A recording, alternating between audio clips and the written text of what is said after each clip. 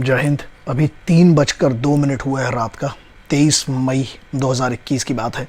अभी पता चला कि शाम से जो एमपी, छत्तीसगढ़ और राजस्थान तीनों के जो हेड हैं उनके पास लगभग 80 से ज़्यादा कॉल आए। उनको बहुत सारे लोगों ने फ़ोन किया है एक इंसिडेंट के बारे में। सूरजपुर करके जगह है, वहाँ पर जो डीएम साहब हैं, कलेक्टर साहब हैं, जो एक IAS अधिकारी होते हैं, उन्होंने एक लड़के को, वो बाइक पर जा रहा था, उनका मोबाइल छीना, उसको मोबाइल को तोड़ा, उस लड़के को थप्पड़ मारा और जो वहाँ पर 2-4 पुलिस के लोग, उन लोगों ने भी उस पर लाठीचार्ज किया। सबसे बड़ी बात ये आती है कि यदि वो बच्चा, मान लीजिए उसने गलती की, लॉकडाउन का पालन नहीं किया, उसने गलती की मान लीजिए, तो सेक्शंस हैं 188 है, 269 है, 270 278 है of the Indian Penal Code. उसके बाद जो provisions of the Disaster Management Act है 1897 का, उसमें सेक्शन से प्रोविजंस है। आप एक बात बताइए, एक अधिकारी के तौर पर, एक IAS अधिकारी जो कि प्रीमियम भारत की सबसे बड़ी सर्वोच्च सर्विसेज में से एक आती है, सबसे कठिन एक UPSC जैसा एग्जाम देकर इतनी बड़ी ट्रेनिंग होती है आप लोगों की, एक अधिकारी कैसे ये कर सकता है? और पहली बात तो ये चीज है कि एक IAS अधिकारी के पास थप्पड़ मारने का कोई अधिकार नहीं है। मुझे तो नहीं पता है, मैंने तो कहीं नहीं पढ़ा है। दूसरी चीज ये है कि अगर उस बच्चे का आपने एक तो मोबाइल तोड़ दिया, आप अपना मानसिक संतुलन कैसे खो सकते हैं?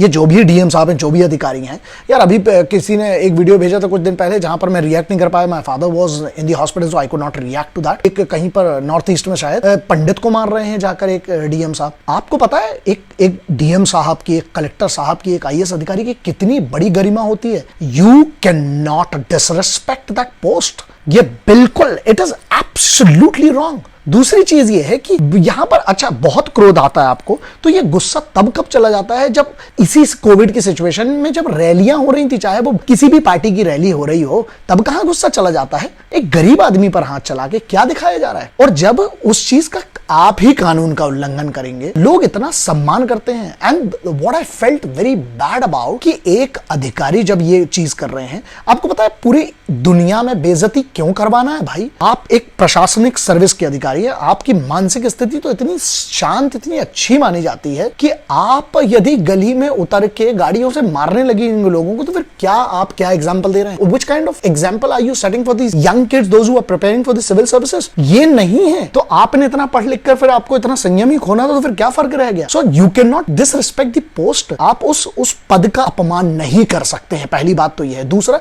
अगर ये इन्होंने किया है, ये चीज का बिल्कुल संज्ञान में लिया जाना चाहिए। And whatever the political parties, it is above the political party.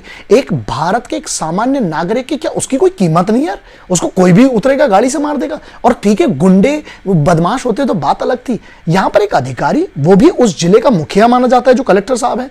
This is not expected from an IAS officer. तो पहली चीज तो ये, इनको एक पब्लिक अपॉलॉजी मांगना चाहिए। उस फैमिली को मोबाइल तो दिलवाना ही चाहिए, लेकिन बनी बात है उस बच्चे से अपॉलॉजी मांगना चाहिए। और दूसरी चीज एक और है, अगर नहीं मानते हैं तो देखिए, मैं तो विरोध कर रहा हूं, मैं उस व्यक्ति का विरोध कर रहा हूं जिसने इस पद की गरिमा को धूमिल किया है। और whether it is a state government और the central government, an action has to initiate. Whatever the lawful action is supposed to be taken must be taken. क्योंकि आप एक इतनी बड़ी सर्विस का अपमान कर रहे हैं। हम भी पागल नहीं है साहब। रात को 3 बजे जब वो बच्चे के, जब वो दुख सुना, जब परेशानी सुनी मेरी, जब टीम ने बताया, आई कुड नॉट रेजिस्ट। मैं सुबह तक का इंतजार नहीं कर सकता था।